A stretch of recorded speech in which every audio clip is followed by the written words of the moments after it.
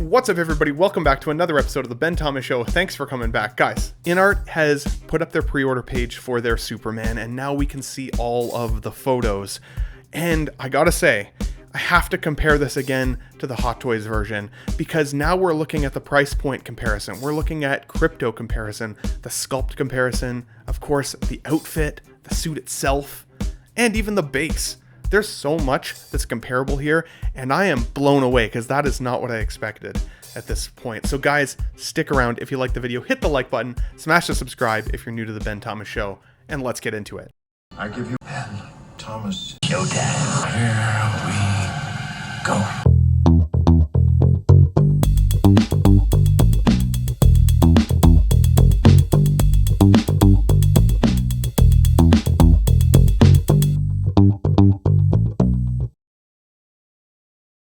Okay guys, welcome back. So, Inart has put up their photos, and again, now we see their pre-order page. So, the first thing I gotta say is this figure looks fantastic. Definitely looks like David in the outfit. I see it there for sure. But I still think Hot Toys might have the win on a couple aspects of their figure. So let's first talk about the head sculpt. I see David Cornsweet here in this sculpt. Honestly, 9 out of 10, maybe even 9.5 out of 10. But he's a lot more serious than the Hot Toys version. And from my feel of the film itself and the trailers seem a lot more hopeful and bright and cheery. And while there's obviously going to be some pretty dramatic moments in this movie, for the most part, the Inart figure gives me much more of a Zack Snyder, Henry Cavill vibe. He's darker, he's more grizzled. He's obviously thinking about something really hard. And maybe that's why they gave him also a closed eye sculpt in this figure format here as well. And what I will say is bravo to Inart for giving us a second option for the look, but I'm shocked that it's not a laser eye sculpt. In fact, I thought that the Hot Toys one was definitely going to give us another option as well, and I think Hot Toys is probably just going to give us an entirely different figure, whereas at least Inart is, in my assessment, giving a little bit more in their package. Remember today, if you watched my earlier video, I said what would sway me with Inart is for them to have a more complete package, so that I wouldn't be tempted to buy other variants if Hot Toys goes down that route. But no laser eye vision is an interesting choice. This closed eye sculpt reminds me a little bit more of that Joaquin Phoenix Joker that Inart did. So that'll be potentially two figures that you have in your display that have their eyes closed, because it's otherwise a very unique feature of a figure. But I see a little bit of David in both sculpts. I do feel like they got his jaw section a little bit more dialed in with Inart, and I do like the hair more in terms of the sculpting, a little bit more with Inart as well. But I still see David in the eyes for both. The brow ridge, I think, is stronger for Inart in terms of likeness. So I think the likeness still for me goes to the Inart version. But thematically, again, I would say that the Hot Toys one gives me much more of that hopeful, colorful, bright, and fun Superman vibe. Whereas the Inart is a lot more serious. And there may be a different element of our collecting sphere that actually likes that more. So let's look at the suit. The suit for me, I still think it's a more realistic version of David's body in the suit on the Inart side. Hot Toys beefed his up a little bit, but he is Superman after all, and if any figure was going to give a little bit of creative liberty to how big the muscles are, Superman I'm actually more okay with being slightly unrealistic to what I've seen in the film. But I will also say that I think I like the lines on Inart's a little bit more. I think I like the texture detail more on Inart's. But Hot Toys has better coloration on the symbol. Inart kind of messed the symbol up on this one a little bit. I think Hot Toys takes the win on the symbol side. Cape, I guarantee Inart's cape is going to be better, because oftentimes Hot Toys capes are not that great. And from this photo, it almost looks like maybe he's got two different cape options, potentially a drape cape and a wired cape option. I'm waiting to see all details go up for that. But I also gotta say that the coloration, again, I feel Hot Toys may actually take the win on that. It's hard because both photos are edited differently, right? They have more of a grayscale on the Inart side and much more colorful and bright color scale on Hot Toys. And Hot Toys, the figure itself looks like more tanned whereas the Inart kind of looks freaking pale.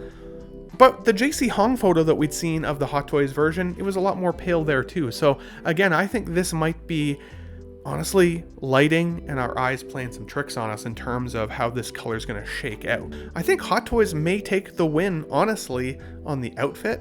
I think Inart currently takes the win on the head sculpt. The boots, that's a pretty cool feature. So Inart has given us here essentially the ability to put your figure on a flight display pole. It looks like it's got a hook kind of mechanism there to put them on, so no magnet like the Hot Toys. So if you like the technology and the idea of the magnet, then you're going to like the Hot Toys option more for how to get him up in the air. But once he's in the air, Inart, you can put different boots on him, make him have that kind of flying look, which I think is superior to the really limited looking articulation that the Hot Toys offers. Again, if the base makes a difference for you, then I do think that I like the Fortress of Solitude base a little bit more with the Hot Toys version. But I like the simplicity in the look and how detailed the Inart base is. It does look like a better diorama, less plasticky. But I still lean a little bit on the Hot Toys side one. I do like that classic feel to it. And again, I think the magnetic technology is cool, but remains to be seen how effective it's going to be, and nobody wants their figures falling off stands. Like, I can already hear the controversy for that. Let's talk a little bit about Krypto. I do think, again, Inart takes the win on Krypto. Both look kind of like shit to me, though. They're both really plasticky. The cape on the Inart one looks better.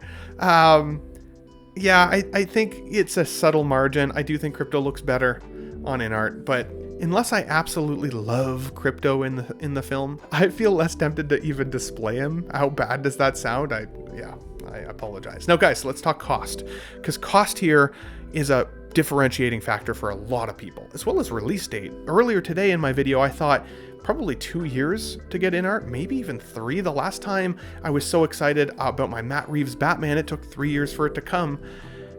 So the pre-order date here is tomorrow, but it's saying that the tentative release date is Q2 of 2026. So we were all excited that the Hot Toys version, we're going to be able to get somewhere between maybe 3 and 6 months if you go direct to Hong Kong. If you still have to wait for Sideshow, you're still probably waiting 6 to 8 months anyways. And it looks to me like Inart is going to be in that subtle window, maybe a little bit longer of a wait, especially if you have to go through a third-party distributor. But if you like the Inart figure more, you're still not waiting 3 years to get them. So that variance is much smaller than I expected. The cost here is showing on the website as of right now, $308 for the Inart figure. $308 versus the Hot Toys at $285. That is a way smaller cost differential than I was expecting. Only at like a $23 difference is a way smaller variance than I was expecting, and you get an additional head sculpt with the Inart version. So the price is basically the same in comparison to what it normally is. The release windows are very close, so you're not waiting much more for Inart if you prefer it. I think the suit win goes to Hot Toys, with the exception of some detailing on the outfit on the Inart side, especially around the belt area, and some of the seam work I think with Inart might be a little bit better. But still, I think I like Hot Toys even more despite that, which is odd for me, especially when it comes to that kind of detailing. But I think the sculpt win might go to Inart, and Krypto goes to Inart. The base, I'm very split on. I like both for different reasons. I think I'd be more likely to probably display the Inart base because it takes up less space. Which version do you now need to have in your collection? Did this change things for you? It might change things for me, if I'm being fully honest, because I expected there to be a much bigger variance between these packages, what comes in them, the price points, and all of it. And there's not really. The only thing that I don't love is, again, the lack of hopefulness and color and expression in the Inart makes me feel like he's a lot more serious than what I've seen so far. And the vibe from the film, while I want it to be a serious Superman film, I don't want it to be silly, I still want it to be light and hopeful and exciting. And the Inart one gives me more of a darker, thematical, dark version of Superman, whereas Hot Toys doesn't. I can see a room for potentially even both in the display, seeing the different expressions, because the human face changes. What one do you guys want? I'm excited and annoyed that I now have to potentially drop a pre-order or keep both so I can compare them down the line in person. Let me know what you guys think of this figure now that we've seen it. Give me your win-to-loss ratio on Hot Toys versus Inart on the sculpt, the outfit, the dog, and the base. Who wins in those categories? Put it in the comments down below. See if we're aligned. But guys, if you liked the video, hit the like button, smash the subscribe if you're new to the Ben Thomas Show, and I will catch you guys on the next one. Thanks for watching, everyone. Wow, what a great audience. Be sure to subscribe to my channel if you haven't already. Because subscribing makes you feel good. Where should I go? What should I do? Frankly, my dear, I don't give a damn. It's gone. It's all gone.